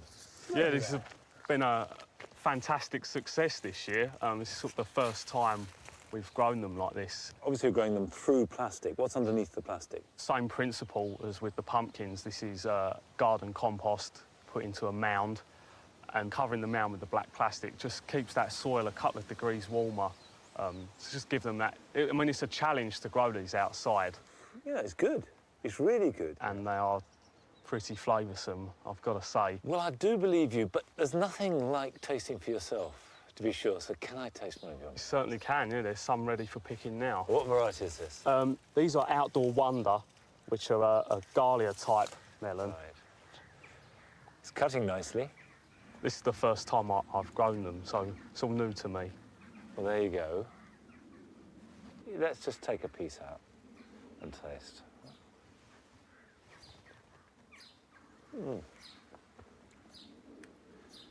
That's really good. And more importantly, it makes me determined to grow melons outdoors next year. Well, that is wonderful. Good. Thank you very much indeed.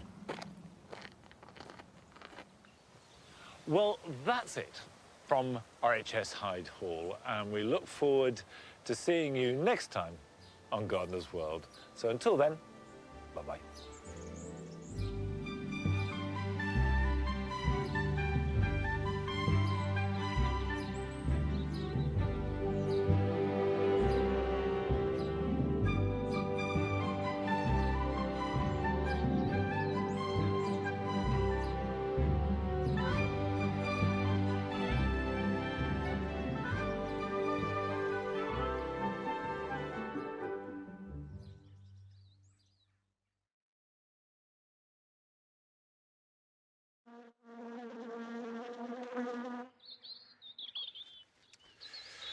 Hello, welcome to Gardener's World.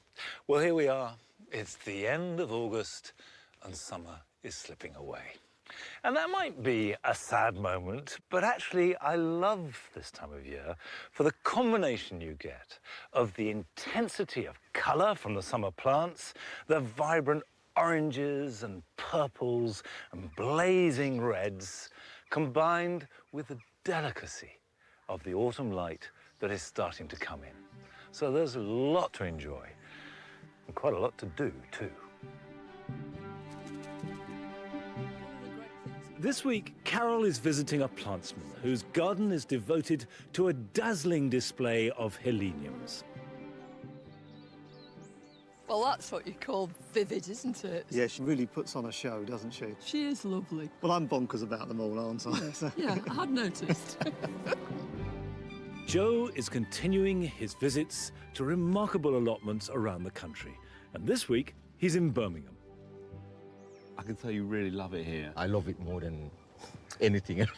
Don't tell the missus that. And I shall be working in my grass borders.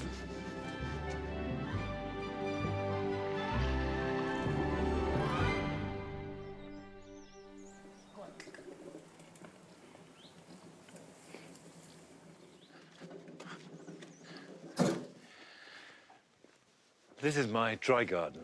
Now, obviously, this is on a very different scale to the one that I saw last week at Hyde Hall, which was enormous. This is unusual for Longmeadow because underneath our very, very thin layer of soil is solid bedrock. But that bedrock is old red sandstone, which is very porous, so it drains well. It gets lots of sunshine for almost all of the day, so it's ideal for a certain group of plants that relish hot, dry conditions. But to be honest, it hasn't been a great season for dry plants. Although we had the lovely weather in July, August has been harsh.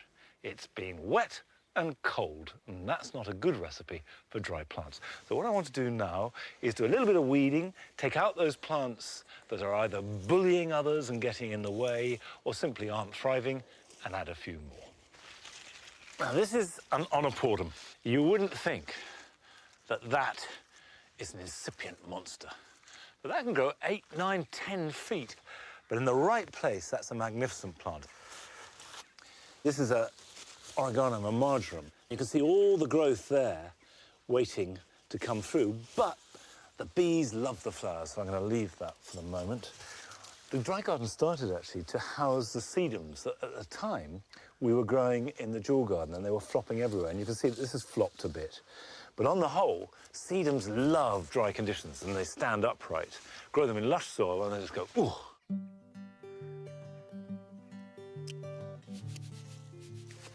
The effect that I'm trying to achieve here is a gentle tapestry. But I don't want it to be regimented and laid out so you can admire each plant individually. It should weave in and out in an easy, unregulated way. Now, I've got two lots of plants I've grown from seed. The first is a grass, Stipa tenuissima, and the second is a verbascum, flush of white. The flush of white actually was intended for the writing garden, and I think some will go up there. But verbascums love really good drainage and quite poor conditions, and that's where they flower best. And the Stipa must have good drainage and lots of sunshine, and this is really the only part of the garden where Stipas can flourish. You can see that in clearing, I've actually uncovered a couple of Stipas. There's one there. They're surviving, but they're not flourishing. And to flourish, they must have full sunlight plus good drainage. I'm going to plant these ones that I've grown from seed and plant them along the edge. And of course, you can buy them. And probably the ones you buy will be a little bit bigger than this. Stipa tenuissima has one great virtue above almost any other plant you can grow, and that is its tactile quality. It develops the most beautiful, silky head, and you just can't resist touching it as you go by. So therefore you want to have it in a place where you can touch it. Maybe actually plant them in a clump, plant 3 in a clump to bulk up. And of course that's one of the beauties of growing from seed. One seed packet and I've got about 40, 50 plants. If I went to buy 40, 50 plants, that's a lot of money.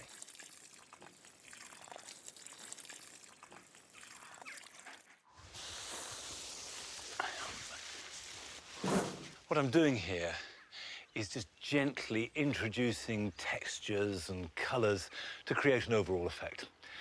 But as part of a series of looking at plants that dominate our gardens and the people who are passionate about them, Carol has gone to visit a grower of a plant with one of the richest colours of the season.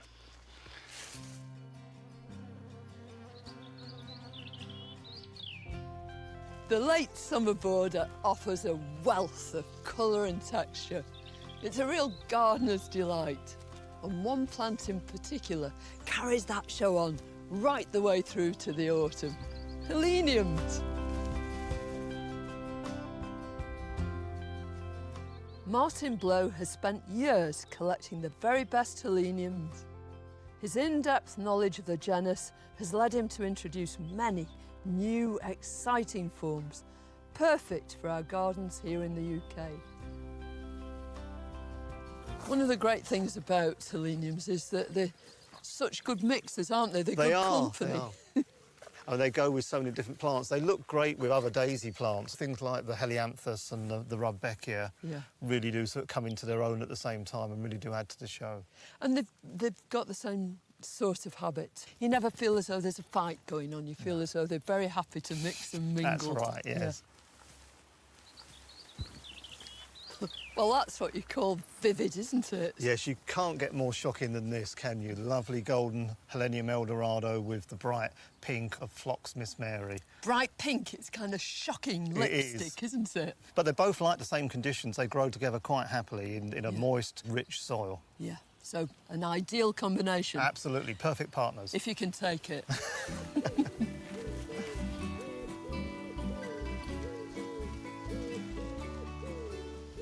This is a lovely combo. It is. I think the lovely red jewel-like of the Red Army with the moorgrass, moorhex, or moorwitch if you want it in English. I love the colour now. It's just beautiful in the way that you can see through these. But later on, this is going to go gold, isn't it? Gold and brown, and the Helenium will still be flowering. It will look wonderful together in October. Yeah.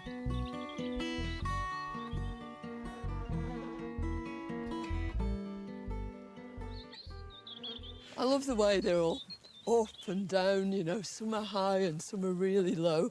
Yeah, that's right. I mean, they're all hybrids to a certain extent in the garden, but they show the characteristics of their original wild parents. Yeah. Take this lovely tall one. It comes from the eastern seaboard and central parts of the United States and closely related to autumnale, the common species out there, where they grow in damp meadows and do well in bright sun.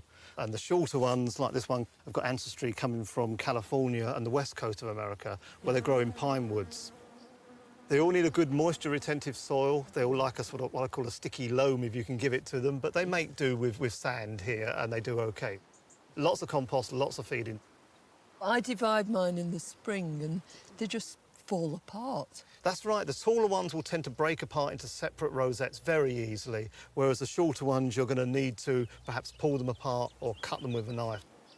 But the spring is the important That's the bit, key. isn't it? If you divide in the autumn, you're more likely to lose them over winter. So leave it till spring. I always say if you can sow a parsnip, you can divide a helenium. Oh, it's a well-known saying, that, isn't it?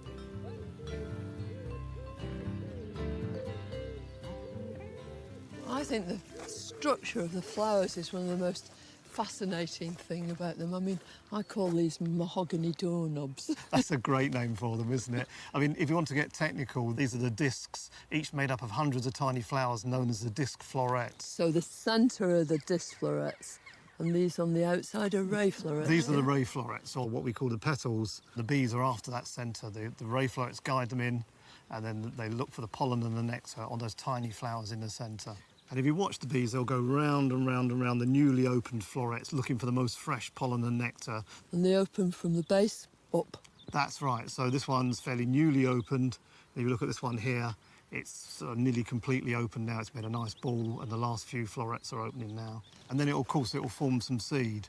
That seed will drop to the ground, and you'll get seedlings coming up. You can collect it as well. So it's the sort of thing that any enthusiast could try at, sowing some seed. Of course, the plants won't be like their parents at all, that you'll get a big range of colours and shapes and forms.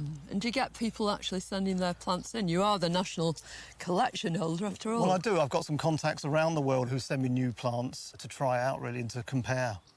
And I suppose the very fact that you know so many Heleniums so intimately, you can instantly recognise if a plant's something special. Well, that's right. You can spot that little something that makes it different.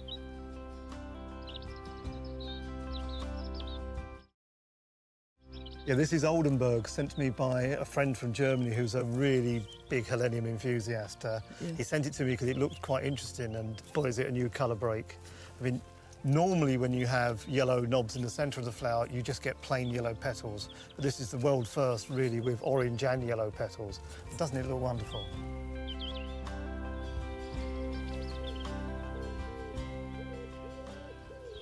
And this is the most exciting thing in the garden for me at the moment, Carol. This is my as yet unnamed seedling, which is flowering properly for the first time after 3 years of growing. I love that citrus zing on the petals with the orange underneath. It really shines out in the evening light, really puts on a show, doesn't she? She is lovely, and I'll tell you what, if I were her, I'd be really thrilled that a Helenium nut like you thinks so highly of me. Well, I'm bonkers about them all, aren't I? Yeah, I had noticed.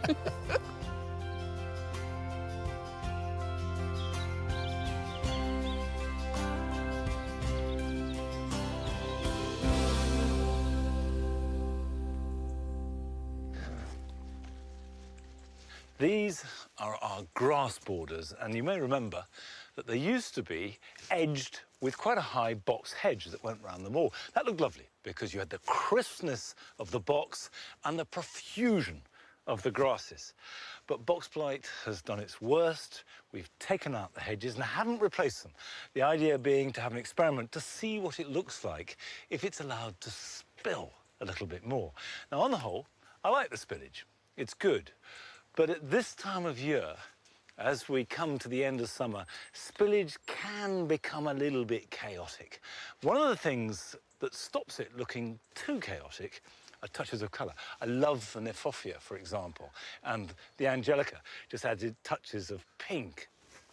And on the Rosa Moisii, the hips are beginning to get their lovely orange.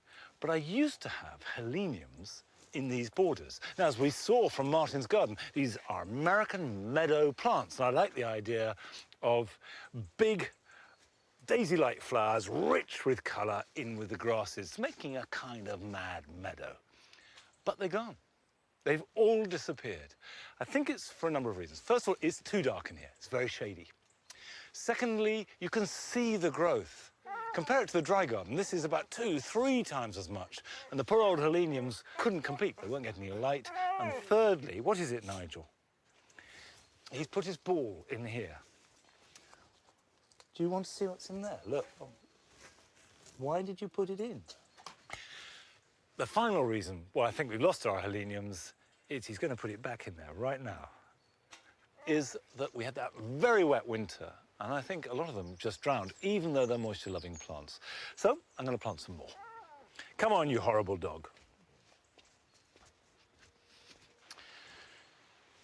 I've got two of perhaps the most popular of all Heleniums. There's Moorheim Beauty and Sahin's Early Flower. And they both have roughly the same colour range, but then there are a whole variety of Heleniums that all riff on the marmalade-y theme. And that's what I want to add in, because then I'll pick up the colours of the Nymphophias and the Rebeckias and just add the energy of orange and yellow to the grasses. My nice heavy soil will suit them fine. I'm not going to add any goodness underneath because this soil is rich enough. And in fact, we never mulch these grass borders because we don't want to suppress seedlings. So out the pot, you see a nice plant, a little bit of roots. So we're going to tease that just to stimulate some root growth away from the pot. Pop that in there, and I'm going to get another one in. If you deadhead them, they will repeat flower.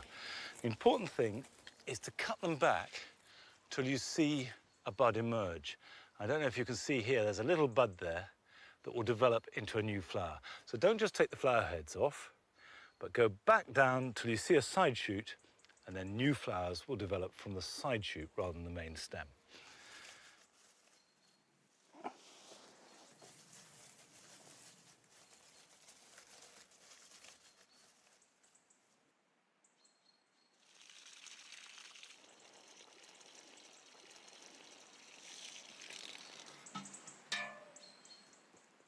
Now, Joe has been going around the country looking at allotments and looking in particular for anything that is idiosyncratic or unusual. And this week, he's gone to Birmingham.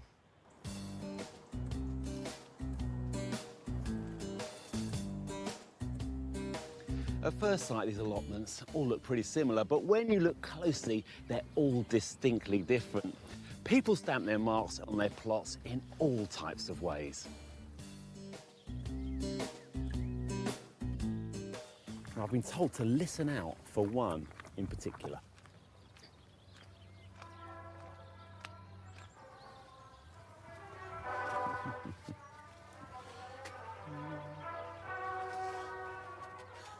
Oh, look at this.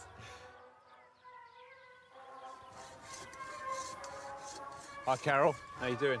Hello, Joe. The shed is fantastic. I love your shed. In fact, I love the whole plot. What is it about the classical music then? You know, you've always been into it? Yeah, I've been listening to it since I was a young lad, you know, just growing on me like sort of thing. I mean, I like my reggae music as well, but like I wouldn't play that up here because I never get no work. Don't even be dancing all over the place all the while. So where are you from originally? I'm from Jamaica. And when did you first come to the UK then? I came over when I was a 12-year-old, and I came with my brother and sister.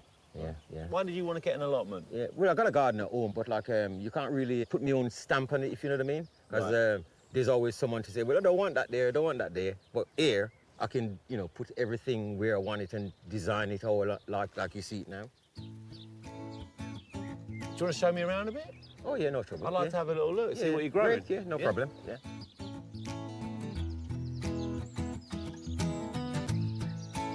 And you got some nice pumpkin. Yeah. Oh, there you go. Look at that beauty, isn't it? Yeah. Fantastic. I don't do too much watering. Nobody waters anything in Jamaica. Just leave it and it grows on its own. Yeah.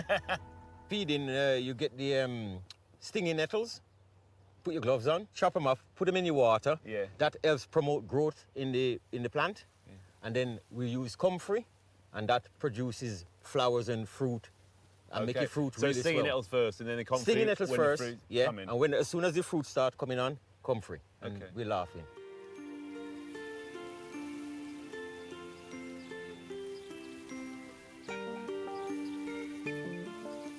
So these are the sort of crops we'd see in Jamaica? Yeah, we got sweet corn, and then over here we got Callaloo. Callaloo? Yeah, we grow a lot of this in Jamaica. Right. You can fry it, steam it. I'm gonna cook you some later. Seriously? Yeah. Just like spinach. Where did you get the seed originally for it? Well, sometimes when people go to Jamaica, they bring the seeds back. You only got to bring a few, and then once you've got the crop itself, that's where the seed comes from. That's why we call it Rastaman Callaloo, because it's got dreadlocks, and these go really, really long, right? And they go right down to the floor. So like this is gonna be as high as that one there, and then the locks will hang down halfway down the stem. So you can harvest it at any time? Yes. But you don't have to wait for the dreadlocks to get too long? No. Before you eat it? It's good to eat it before they get that big anyway, because it's more tender. This probably would feed one person, because once you've cooked it, it just shrinks down. Right. Just like spinach. But there's two of us, right? Yeah. We need more? Yeah. Come on in. Yeah, pick some more. I'll look forward to trying it. Yeah, I'll cook you some later. So you say? Yeah, I will. Promise? Yeah.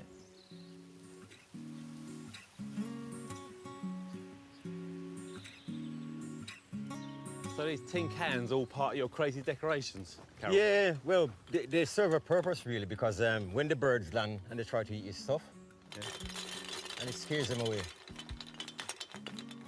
Lovely bit of colour. Oh, your carrots are looking good. Yeah. Carol? Really nice. Yeah, these are white ones. I don't grow them in the ground no more because of the carrot fly. Fly is 2 foot. This is higher than 2 foot. So that's why it's planted up here. No problems. There you go. Get them like that. Oh, yeah, look at that. It's a beauty, isn't it? Lovely. We've got Callaloo and carrots now. Yeah.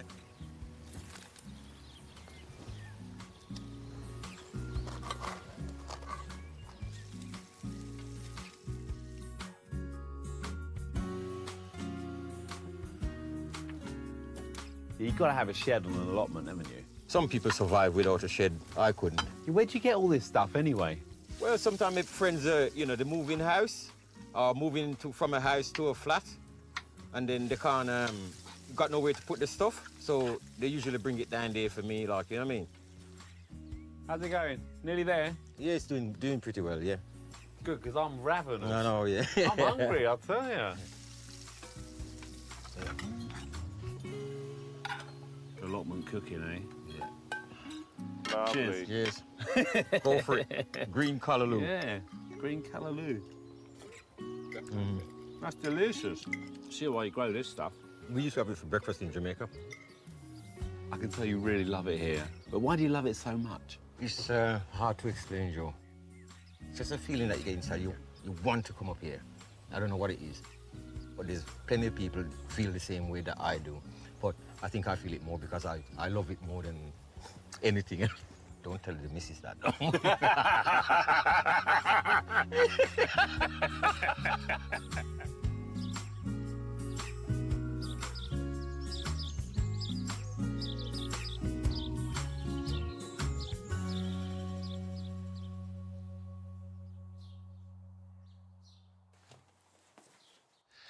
I do love it when an allotment takes on an individual idiosyncrasy and comes alive.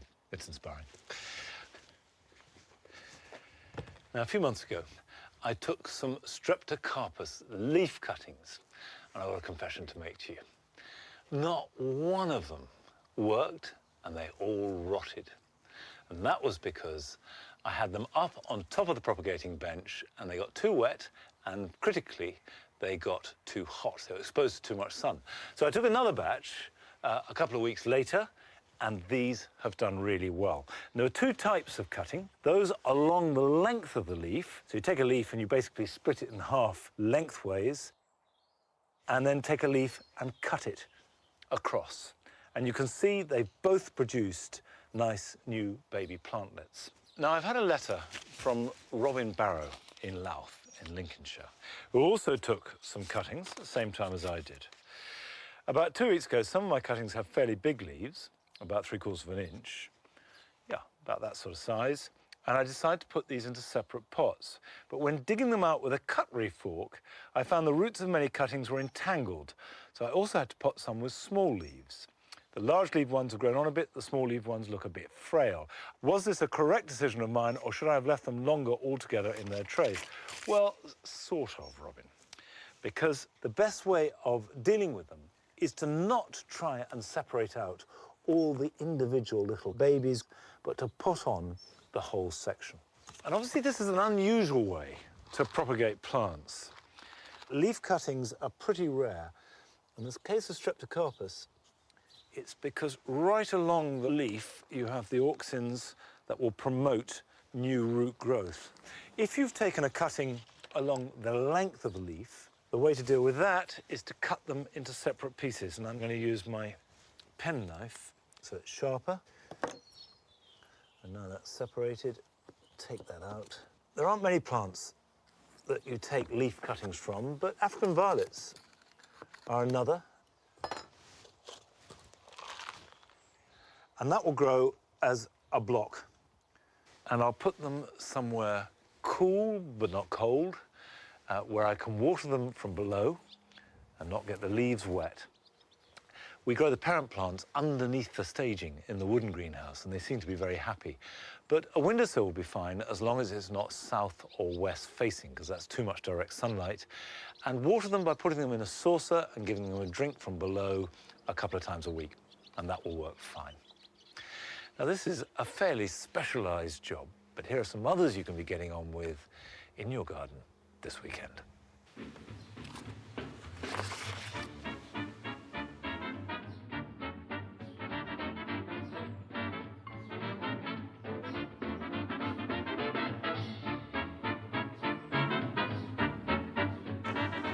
Hardy annuals, like these calendulas, are normally sown in spring for a summer display.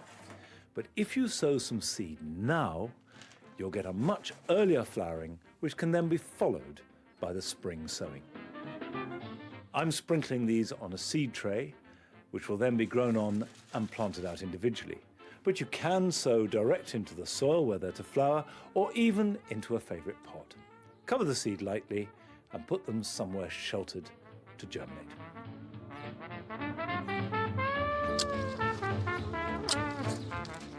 Check strawberry runners to see if there is signs of new growth.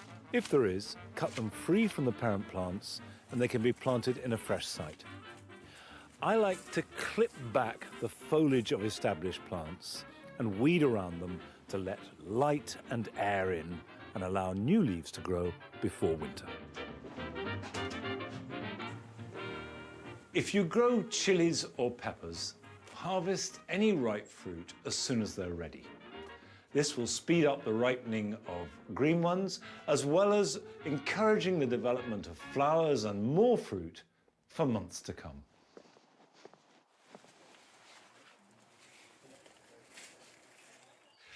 It has been a wonderful year for figs. Still is a wonderful year for figs. And so often, you get lots of figs growing, but they don't ripen. And you get to October, and they're just not quite ripe enough to eat. But we've been eating figs here at Longmeadow for the last month. And these are brown turkey, delicious, delicious figs. And of course, they loved the weather we had in July, and that started to ripen them. And when you're looking to pick figs, you've got one here as a good example. You can see it's nice and big, but it's still held out horizontally. And that's not ripe. You want to pick them when they're falling under their own weight. And I've got one, there we are, I see there's a perfect example. Brown, drooping down, and if I just take it away, I don't have to pluck it to pick it. And the more you pick, the quicker they'll ripen. We should have another month of harvesting. And by the way, you can see on the figs here, that's this year's fig about to become ripe. These ones here want to ripen about January, February time. And they would do if we were in North Africa or southern Spain, but they won't here. So those will get taken off. But right at the end are tiny little figs, and those are next year's crop. I don't think there's any fruit that you can grow that is so frankly sensuous or redolent of hot sun as a fig. They're wonderful, sliced and eaten with cheese. And if you've got enough, try roasting them, and you get a sort of caramelization, and that's really good too. But however it is, they are delicious. Well, that's it for this week. Bye-bye.